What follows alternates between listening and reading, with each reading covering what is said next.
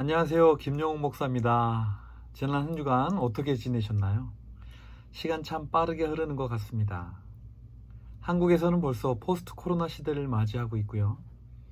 이곳 LA에서도 오늘부터 봉쇄령이 점차 해제되면서 부분적인 영업 재개를 시작한다고 합니다. 이제 활동을 재개하며 만나는 여러 상황들을 통해 각자의 면역력을 보다 강하게 키워나가야 할 때인 것 같습니다. 오늘은 다니엘 7장을 묵상합니다. 함께 읽고 내용을 살펴보도록 하겠습니다. 다니엘 7장. 벨사살이 바빌론 왕이 된 첫 해에 다니엘은 잠자리에서 꿈을 꾸면서 머릿속으로 환상을 보고 그 꿈을 적었다. 그가 적은 내용의 줄거리는 다음과 같다. 다음은 다니엘이 한 말이다. 내가 밤에 환상을 보았는데 동서남북 사방에서 하늘로부터 바람이 큰 바다에 불어닥쳤다. 그러자 바다에서 모양이 서로 다르게 생긴 큰 짐승 4마리가 올라왔다. 첫째 짐승은 사자와 같이 보였으나 독수리의 날개를 가지고 있었다. 내가 살펴보고 있는 동안에 그 날개들이 뽑혔다. 그 짐승은 몸을 일으키더니 사람처럼 발을 땅에 디디고 섰는데 사람의 마음까지 지니고 있었다. 또 살펴보니 다른 짐승, 곧 둘째 짐승은 곰과 같았는데 뒷발로 서 있었다. 그 짐승은 갈빗대 3개를 물고 있었는데 누군가가 그에게 이렇게 말하였다. 일어나서 고기를 많이 먹어라. 그 뒤에 내가 또 살펴보고 있는데 또 다른 짐승이 나왔다. 그것은 표범처럼 생겼으나 등에는 새의 날개가 4개나 있었고 머리도 4개나 달려 있었으며 아주 권위가 있어 보였다. 그 뒤에 내가 밤에 환상을 계속 살펴보고 있는데 넷째 짐승이 나왔다. 그것은 사납고 무섭게 생겼으며 힘이 아주 세었다.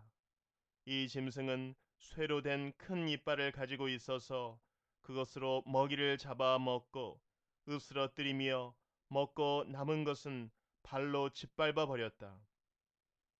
이 짐승은 앞에서 말한 짐승들과는 달리 뿔을 10개나 달고 있었다. 내가 그 뿔을 유심히 살펴보고 있자니 다른 작은 뿔 하나가 그 뿔들 사이에서 돋아났다. 먼저 나온 뿔 가운데서 셋이 새로 돋아난 그 뿔에 밀려서 뿌리채 뽑혔다. 새로 돋아난 뿔은 사람의 눈과 같은 눈을 가지고 있었고 입이 있어서 거만하게 떠들었다. 내가 바라보니 옥좌들이 놓이고 한 옥좌에 옛적부터 계신 분이 앉으셨는데 옷은 눈과 같이 희고 머리카락은 양털과 같이 깨끗하였다.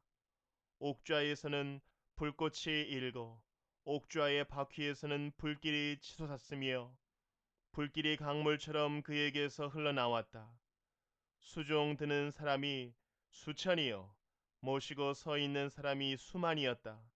심판이 시작되는데 책들이 펴져 있었다. 내가 보고 있는 동안에 작은 뿔이 크게 떠드는 소리를 들을 수 있었다. 내가 살펴보니 넷째 짐승이 살해되고 그 시체가 뭉그러져서 타는 불에 던져졌다. 그리고 그 나머지 짐승들은 그들의 권세를 빼앗겼으나 그 생명은 얼마 동안 연장되었다. 내가 밤에 이러한 환상을 보고 있을 때에 인자 같은 이가 오는데 하늘 구름을 타고 와서 옛적부터 계신 분에게로 나아가 그 앞에 섰다. 옛부터 계신 분이 그에게 권세와 영광과 나라를 주셔서 민족과 언어가 다른 뭇 백성이 그를 경배하게 하셨다. 그 권세는 영원한 권세여서 옮겨가지 않을 것이며 그 나라가 멸망하지 않을 것이다. 나 다니엘은 마음속이 괴롭고 머리의 환상들이 나를 번민하게 해서 거기에 서 있는 천사들 가운데 하나에게 가까이 가서 이 모든 일을 두고 참 뜻을 물었다. 그가 나에게 설명하면서 그 일을 풀이하여 알려주었다. 이 큰 짐승 네 마리는 앞으로 땅에서 일어날 내 왕이다. 그러나 가장 높으신 분의 성도들이 나라를 얻을 것이며 영원히 영원히 영원히 그것을 누릴 것이다. 그때에 나는 넷째 짐승의 참뜻을 더 알고 싶었다. 이 짐승은 다른 모든 짐승과 달랐으며 매우 사납고 쇠의 이빨과 노새의 발톱으로 먹이를 잡아먹고 으스러뜨리고 그 나머지 짐승들을 발로 짓밟아 버렸다. 나는 또 그 짐승의 머리에 있던 10뿔과 새로 돋아난 다른 뿔 하나도 알고 싶었다.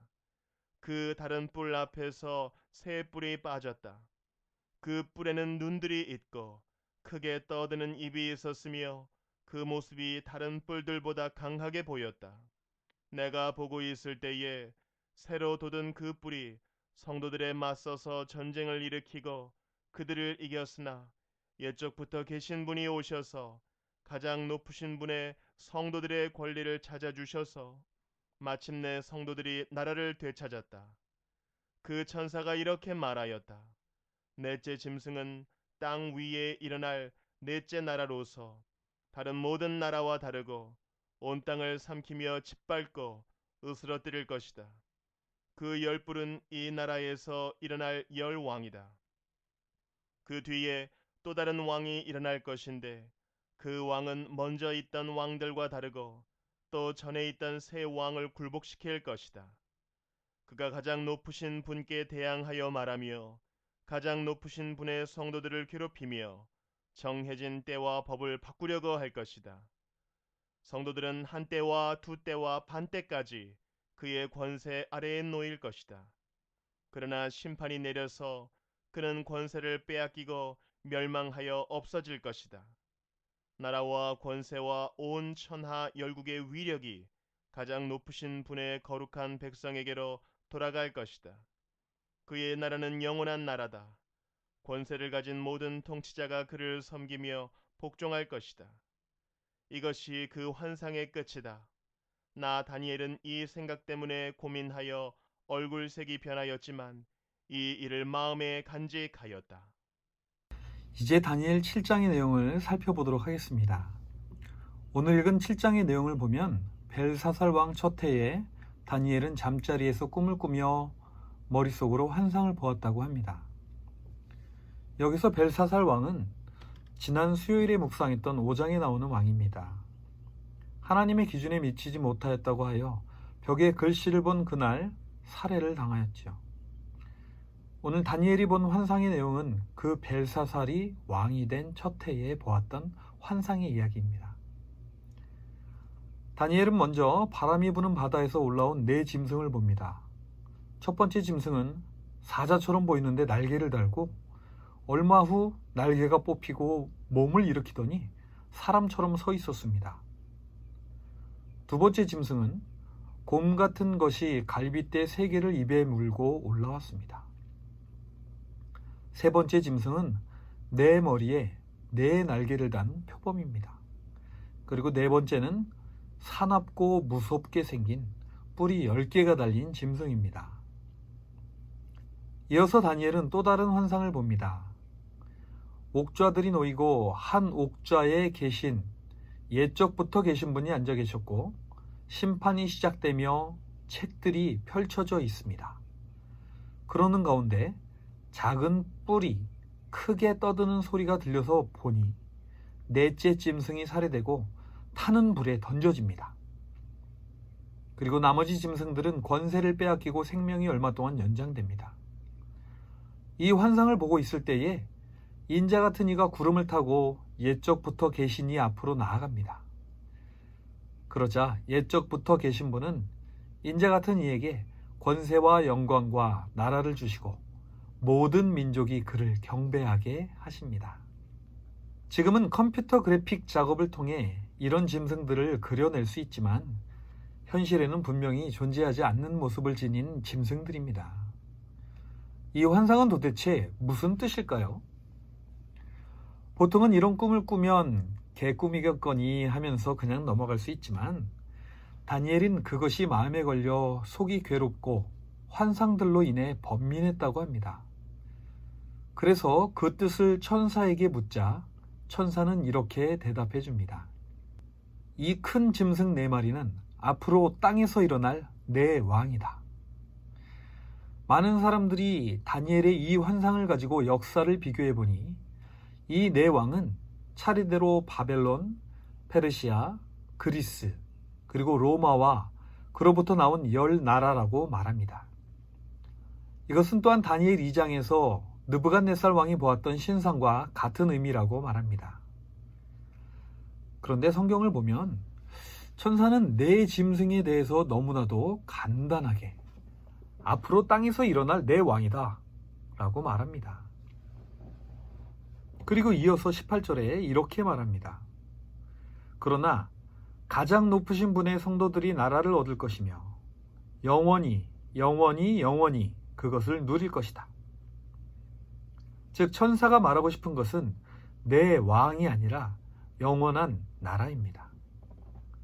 18절의 내용을 다시 보면 내 왕들이 일어날 것이지만 결국 가장 높으신 분의 성도들이 나라를 얻을 것이고 그 성도들은 그 나라를 영원히 영원히 영원히 누릴 것이라는 것입니다. 바다에 바람이 불듯이 전쟁의 소용돌이가 일어납니다. 그리고 그 속에 뛰어난 왕들이 등장합니다. 그들은 자신의 나라를 세웁니다. 하지만 그들의 나라는 오래가지 않습니다. 결국 영원한 나라를 차지하는 것은 가장 높으신 분의 성도들입니다. 그리고 이들은 그 나라를 영원히 영원히 영원히 누릴 것입니다. 이것이 바로 오늘 우리에게 주시는 메시지입니다. 하지만 다니엘의 마음에 왠지 넷째 짐승이 마음에 걸렸습니다. 그리고 더 자세히 알기 원했습니다. 그러자 천사는 곧 이에 대해 대답을 해줍니다. 여기서 넷째 짐승은 다른 나라와 다른데 어떤 일을 한다고 나와 있나요? 첫 번째로는 가장 높으신 분께 대항을 한다고 말합니다. 두 번째로는 가장 높으신 분의 성도들을 괴롭힌다고 합니다. 세 번째로는 정해진 때와 법을 바꾸려고 할 것이다 라고 말합니다. 이것이 바로 마지막 때에 있을 일들입니다. 어떤 사람들은 넷째 짐승이 천주교와 교황에 대한 이야기다 라고 말하기도 하는데요. 저는 지금 이 마지막 시대에 하나님을 대항하는 모든 세력들이 바로 이 넷째 짐승이라고 말하고 싶습니다. 그러면 우리는 어떤 말씀으로 위로를 얻을 수 있을까요? 천사는 곧 이렇게 말합니다. 심판이 내려 넷째 짐승은 결국 권세를 빼앗기고 멸망하여 없어질 것이다. 나라와 권세가 가장 높으신 분의 백성에게로 돌아갈 것이다. 그의 나라는 영원하며 모든 통치자가 그를 섬기며 복종할 것이다. 그렇습니다. 예수님도 마지막 시대를 살아갈 우리들에게 말씀하시기를 끝까지 견디는 자는 구원을 얻을 것이다 라고 하셨습니다. 또한 믿는 자들을 위해 처소를 예비하러 가신다 라고 하셨습니다. 지금 이 시대에 우리들에게 필요한 것은 바로 인내와 소망입니다. 지금 보면 그렇게 크고 훌륭했던 바벨론의 영화도 역사 속에 흩어진 이야기 가운데 하나가 됩니다. 세계 불가사의 가운데 하나라고 하는 수많은 문학적인 또는 문화적인 작품들도 시대가 흘러감에 따라 이름만 남고 마는 것이 바로 우리가 사는 인생입니다. 다니엘은 뜻하진 않았지만 포로로 잡혀가서 바벨론의 흥망성쇠를 보며 네 왕들을 지나 바벨론의 몰락까지 보며 새로 탄생한 메데바세의 왕까지 만나보았습니다. 이 격변하는 시대 속에 다니엘은 무엇에 희망을 두고 살았을까요? 다니엘은 시시각각 어려움 속에 또는 평안 속에 그와 함께 하시는 하나님, 그리고 그에게 보여주신 환상 속에 보이는 그 인자 같은 이에게 희망을 걸었을 것입니다. 그리고 시대와 모든 것을 주관하시는 하나님께 오직 소망을 두고 남은 여생을 살아갔을 것입니다. 이제 우리는 코로나 이후의 시대를 맞이합니다. 이번에도 우리가 다니엘처럼 평생에 걸쳐 배운다는 자세로 겸손히 모든 일들을 받아들인다면 요동치고 변화하는 세상 속에서 영원히 변하지 않고 흔들리지 않는 나라를 마음에 품으며 모든 상황에 용기 있게 대처하는 그러한 삶을 살 수 있을 것입니다. 기도하겠습니다. 하나님 아버지, 오늘도 저희들이 격변하는 세상 속에 살아가고 있습니다. 그러나 평생에 걸쳐 살아계신 하나님을 체험하고 그 메시지를 들었던 다니엘처럼 언제나 배운다는 자세로 겸손히 살아가며 감사하며 살아갈 때에 하나님 아버지의 그 영원한 나라를 바라보며 늘 평안한 마음을 얻게 될 줄로 믿습니다. 오늘도 저희들에게 변하지 않는 믿음을 허락하여 주시옵시고 그 믿음 속에서 순간순간 주님을 의지하며 평안한 하루 살 수 있도록 인도하여 주시옵소서. 감사를 드리며 예수님의 이름으로 기도합니다. 아멘. 오늘도 주님의 사랑과 은혜 속에 평안한 하루 되시기를 바랍니다. 감사합니다.